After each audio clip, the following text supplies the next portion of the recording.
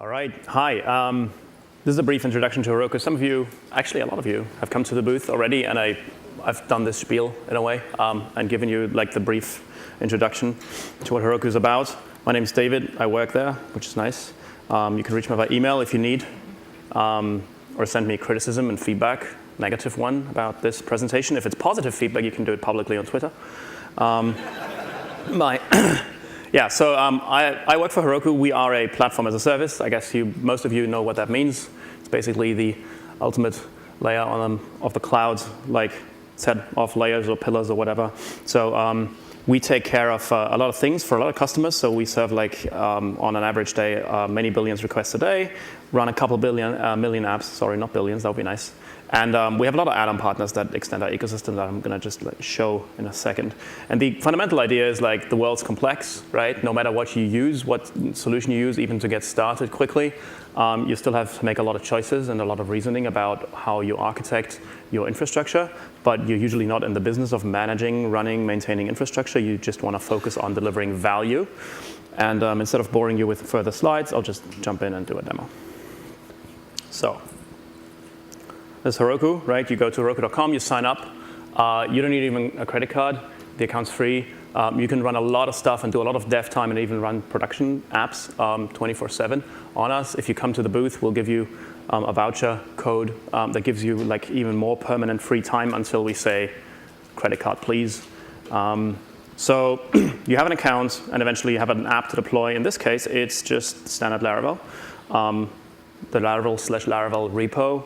I have a composer.log already and one single file that shows Heroku how to deploy things. So I now type Heroku create, and if the Wi-Fi doesn't fail me, it's been solid. There's a new application instance on our infrastructure, and now we have a new Git remote. And so I can say git push Heroku master.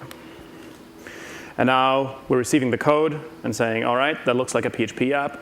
There's a bunch of requirements in composer.json lock, right? Including for extensions and stuff that we enable. So we give you the best matching PHP version.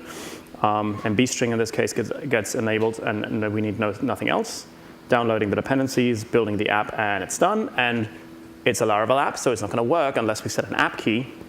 So we have to set a config variable, which gets exposed as var and var. So we say app key. We generate one locally and set it as the value. And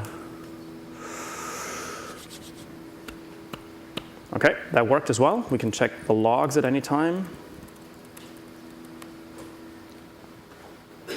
The app's up, looks good. Let's try.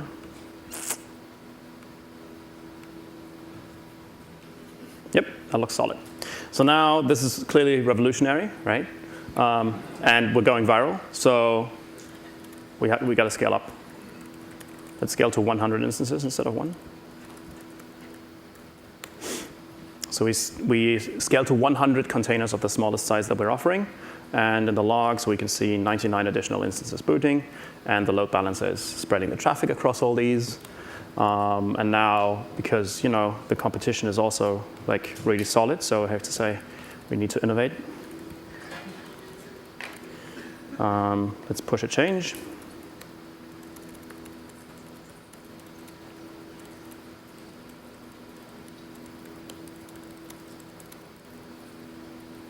Should not misspell the name of my employer. There we go.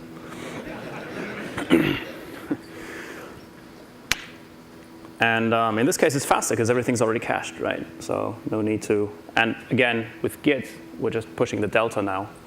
I could also just hook this up to a GitHub repo, right? So and then I could tell Heroku, hey, anytime somebody pushes to master, deploy that, but wait for CI to pass. So we can also run your tests. You don't have to use Circle or Travis if you don't want to. And so we have a lot of customers who do continuous delivery that way to their staging apps, sometimes even production. So you can promote manually or automatically. We have brave customers with great tests who just deploy straight to production. Anyway, the app obviously, whoa, what did I do? Well, let's see. I don't know. I must have broken something. But you get the idea, right? This is actually, this is a great way of showing that there's a Heroku rollback command. So now rolling back to the previous version, and it's still broken. No, it's not. It's restarting. There we go. Okay. So the HTML is broken to the point where this is, anyway, you get the idea. I need a database now. Yeah? Oh, yeah, that's, there we go. Let's do that. Okay. I'm running over time now. Fix for real, yay. This is how we roll, right? Like, I mean, clearly. Anyway, you can add a database, you know, Heroku add-ons, create Heroku Redis, and now have it Redis, or in your Postgres, or anything else. This is so-called add-ons ecosystem here. So we have everything from MySQL, MongoDB, Elasticsearch, email gateways, New Relic, Blackfire. They're here as a sponsor, really great tool if you ever want to optimize performance of your application.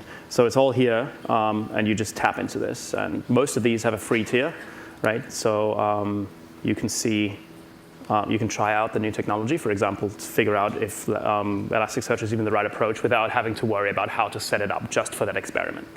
Refresh this, and it says, hello, Laracon this time. There we go. Excellent. So that worked. Go try it out. Most of what I just showed you, except for the scaling to 100 instances, is free.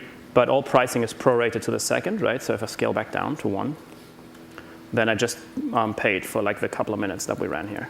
So this is going to be fractions of $1 to have a couple of hundred instances, or 100 instances in this case, running for this long time. And then you can tap into the full wealth of like our so-called pipelines and Heroku Flow system, where we will do this for you for a staging app, hook it up to your GitHub repository, auto-deploy your code. Anytime anybody opens a pull request on your GitHub repo, we create a temporary app just for the pull request, which is great for your product and QA people to verify stuff. And then you take it neatly to production, and we cover the whole range of your development experience up until production with, you know, we have big customers. The Financial Times now runs on Heroku, for example, Toyota, all websites. So yeah, it's good stuff. You can do a lot of things with it. Hope you enjoy it. Come to the booth. We have playing cards, T-shirts, socks, and a lot of stickers. Thank you for listening.